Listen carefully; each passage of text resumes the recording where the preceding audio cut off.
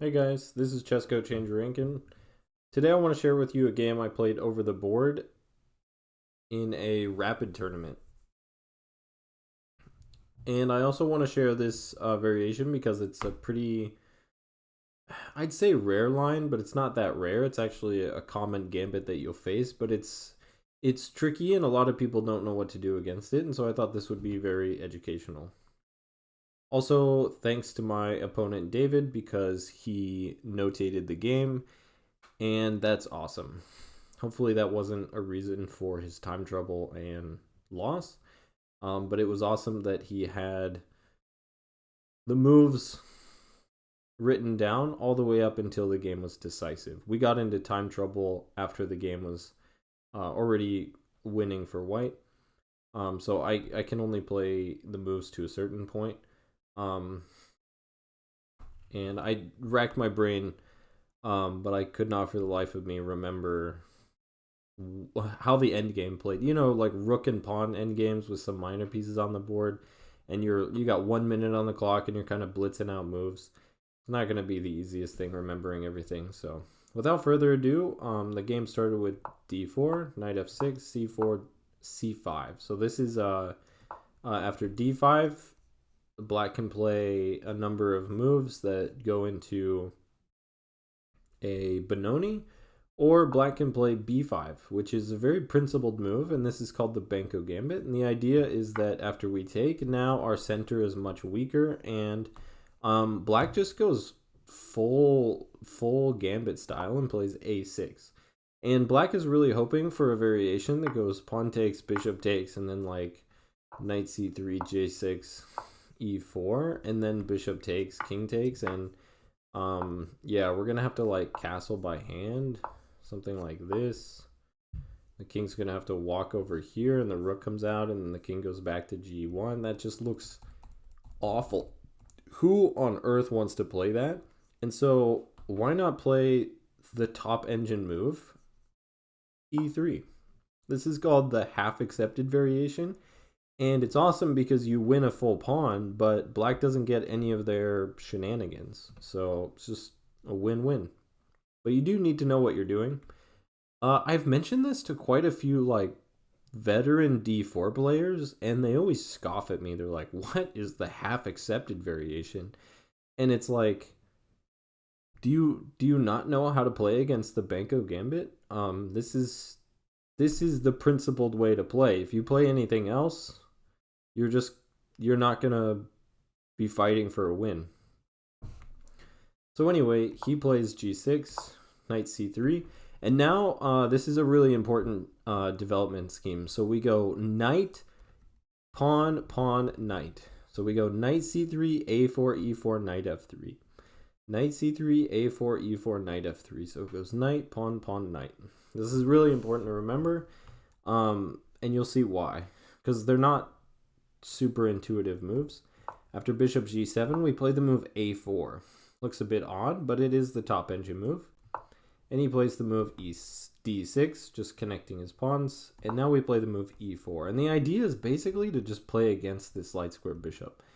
So now he takes, and we play bishop to... Sorry, we take with the bishop with check. So we develop a piece, we take back our pawn, and we give check all in one move. So him playing a takes b5 was a big mistake. He should have waited until the bishop moved, and then taken the pawn and made my bishop move a second time.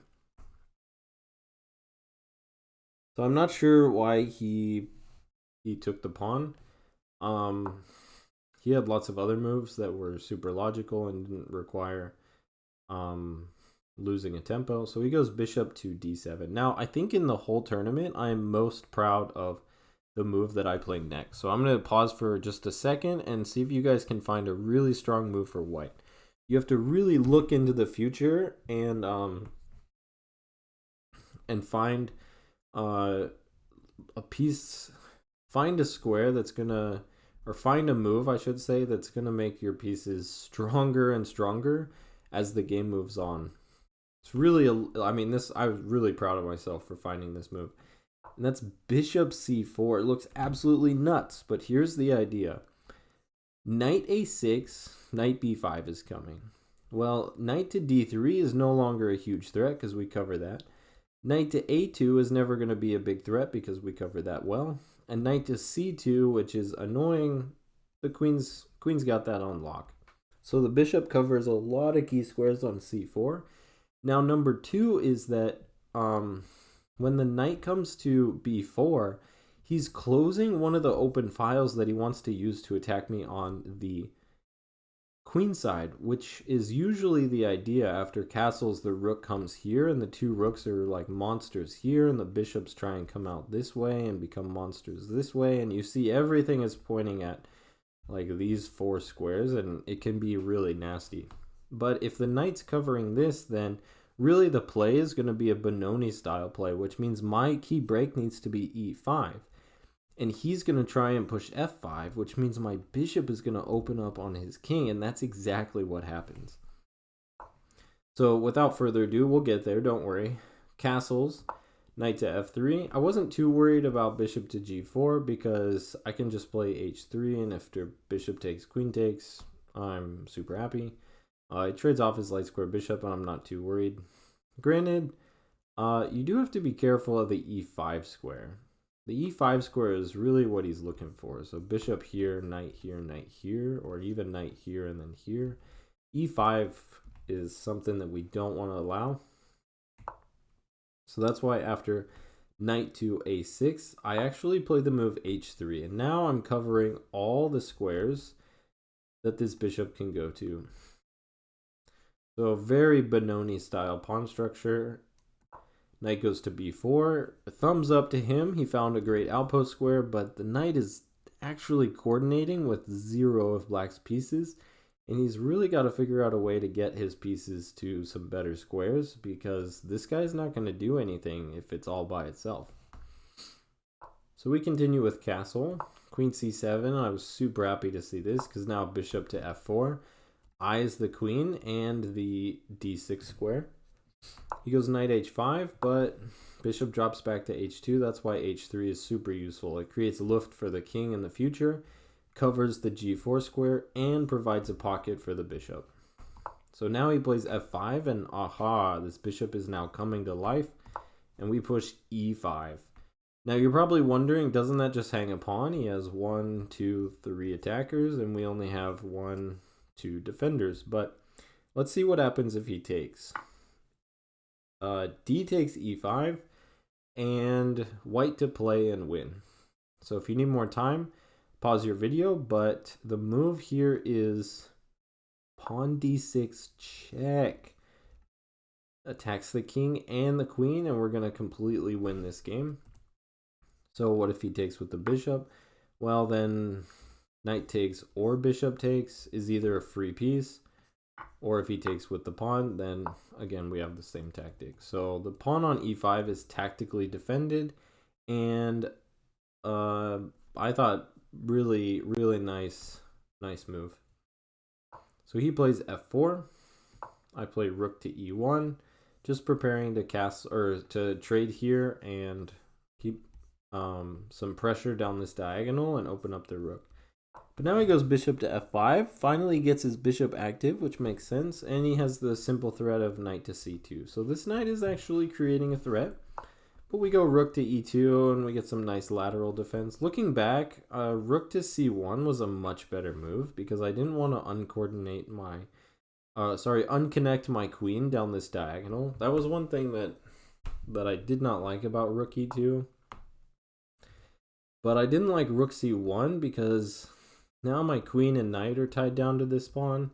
And if he ever has like bishop takes knight and then rook takes pawn, it can get a little hairy. I didn't want any of that, so I wanted to keep the rook here always guarding. And this is a pass pawn, right? So like in an endgame, I mean, this guy's just going to go. Also, we have moves like knight to b5, which hits the queen.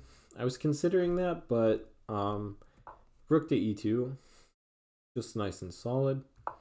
Now he goes queen back, and he's got the simple idea of capturing on h3. Now the computer, of course, is fearless and is like, sacrifice, whatever, just play pawn takes d6. But yeah, I'm not a computer and I'm already up a pawn, so why do I need to play so dangerously? And I don't really see what his big game plan is here. So I just push the pawn to e6 and shut down the queen and bishop coordination. He continues with h6. His idea is to go here and get his bishop back to h7, but he's one tempo too slow. Knight h4, g5, and then knight takes bishop. Once this bishop's gone, this knight no longer has a friend, and I can breathe a sigh of relief. Rook takes. Drop the rook back to e1, which now pressures the knight. He pushes f3, and I just play rook to e3, which attacks the pawn. And after he takes, now we have a series of moves that just wins for white. So those moves are queen takes knight, knight c2. Now I could go here and just be up the exchange, but he does get quite a bit of activity over here, so why allow that? And we have this really nice move, bishop d3. And after knight takes, bishop takes, knight takes, it looks like materials equal, but when we start our calculations on puzzles, when we start our calculations on tactics, when we are engaging in the moves in the tactic, like during the tactic itself, and especially at the end of the tactic, we should always be looking for additional moves, additional threats, additional checks, additional captures. So of course the move is queen f7, king h8, queen takes knight. The game continued a little bit more. From my memory, the game went queen b7, rook b1. Now he doesn't have bishop takes, pawn takes, queen takes because my queen guards the rook. So he's trying to get my queen to leave. So I can't leave this diagonal. I go queen to d3 with the idea of going queen b5, trading queens. He drops back, queen b5, and now he made the mistake of queen to e8.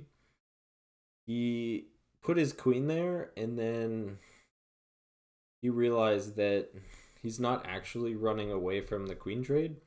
So yeah, we trade queens here. We take the pawn, and we're up 4 points of material. And we go on to create a passed b pawn, I think it was, make a queen, and right before we made the queen, he resigned. All right, guys.